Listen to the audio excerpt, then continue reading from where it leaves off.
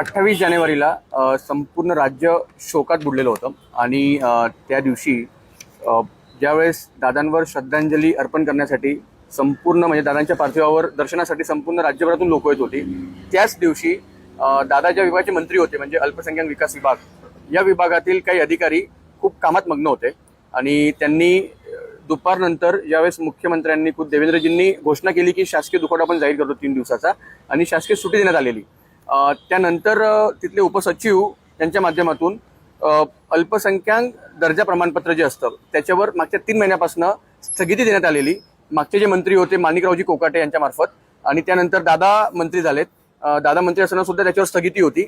एकही प्रमाणपत्र November December 27 जानेवारीपर्यंत देण्यात आलेलं नव्हतं एकाही संस्थेला.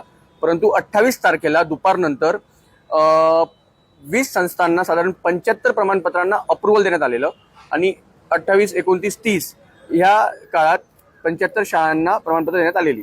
आता एवढी घाई आणि एवढी गडबड कशाला केली? जर स्थगिती होती, त्या विभागाचेच मंत्री यांचं दुःख निधन झालेलं आणि त्यानंतर म्हणजे तुम्ही किती असंवेदनशील आहात, तर हे माध्यमातून आम्हाला सरकारसमोर आणायचं होतं, जनतेसमोर आणायचं होतं आणि आज हे प्रकरण आम्ही आणतोय आणि यांच्यावर कारवाई होणं खूप आवश्यक आहे, जेणेकरून आपण बघितलं असेल कालच म्हणजे सरकार, राज्यकर्ते हे सरकार चालवत नाही, परंतु जे प्रशासकीय अधिकारी असतील, कर्मचारी असतील, हे कशा पद्धतीने यांनी पूर्ण कंट्रोल घेतलेला विभागातला, पूर्ण मंत्रालयातला.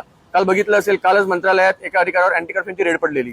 तर हे खूप भयानक आहे आणि अतिशय वाईट गोष्ट आहे. वाईट यासाठी म्हणतोय, संवेदना ह्या अधिकाऱ्यांमधून निघाली, फक्त आर्थिक गणित, पैसे कसे मिळतील या गोष्टीवर लोक काम करत होती. आज ज्यावेळेस हे सर्टिफिकेट संस्थांना दिला जातो तर त्या माध्यमातून बऱ्याच म्हणजे लाखोंमध्ये, कोटींमध्ये अनुदान या संस्थांना दिला जातो. शिक्षक भरती जी असते त्याला टीटी या संस्थांना लागू होत नाही. आरटीच्या अंतर्गत ह्या शाळा, ह्या संस्था, ह्या कॉलेजेस येत नाही. पदोन्नती ज्यावेळेस होते, पदोन्नतीमध्ये सुद्धा या प्रक्रियेत सुद्धा ह्यांना जे आहेत आपण बऱ्याचशा सूट असतात आणि ग्रांटेड हॉस्टेल असेल किंवा लॅबोरेटरी असतील, शाळा महाविद्यालय असेल, याचं नूतनीकरण असेल किंवा बाकी इतर सुविधांसाठी सुद्धा कोट्यवधींचं अनुदान यांना दिलं जातं.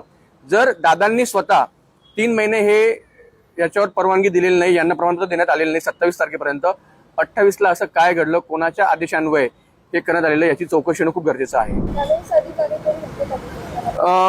याला डिजिटल साईन होत असते आणि त्या सर्टिफिकेटवर जे दिसतंय तर ते मिलिंद शेनॉय म्हणून अधिकारी आहेत, competent authority and deputy secretary government of Maharashtra, तर यांच्या मार्फत हे सही करण्यात आलेली आहे. आता ह्याच्यात त्याचं ऍक्सेस यांच्याकडे होतं की त्यांनी त्यांच्या खालच्या अधिकाऱ्यांना दिलं होतं की त्यांच्या सोबतच्या लोकांना दिलं होतं की त्यांच्या नातेवाईकांना दिलं होतं, आपल्याला माहित नाही. त्याची चौकशी होणं गरजेचं आहे आणि ह्या अधिकाऱ्यांवर कारवाई होणं आवश्यक आहे. हे काही राजकीय विषय नाहीये, फक्त संवेदनाचा भाग आहे आणि हे संवेदना नसणारे जर अधिकारी असतील तर अशा लोकांना शासनात काही काम करायची हे नाही. जे काही नियमानुसार कारवाई होत असेल त्यांच्यावर मुख्यमंत्र्यांमार्फत आणि उपमुख्यमंत्र्यांमार्फत कारवाई होणं गरजेचं आहे, अशी मी मागणी करतो.